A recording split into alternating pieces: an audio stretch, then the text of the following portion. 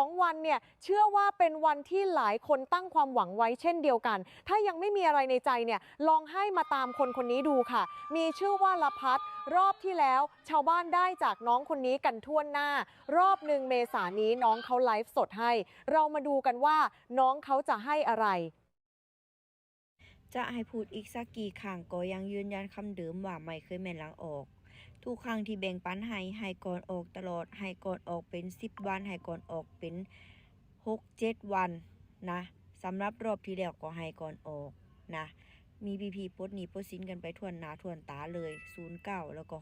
64สำหรับรอบ1 เมษายนนี้ก็ให้แล้วให้ไว้หลายวันแล้วนะก็มีคนได้ไปแล้วเยอะมาก ก็พากันไปซื้อลอตเตอรี่พากันไปจับไปจิ้ม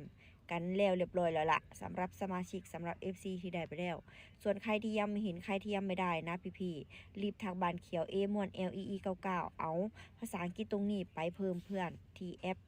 ที่บานเขียวนะแล้วทักเข้ามารับ3ตรง1 เมษารอบนี้พาปุ่นหนีอีกเหมือนเดิม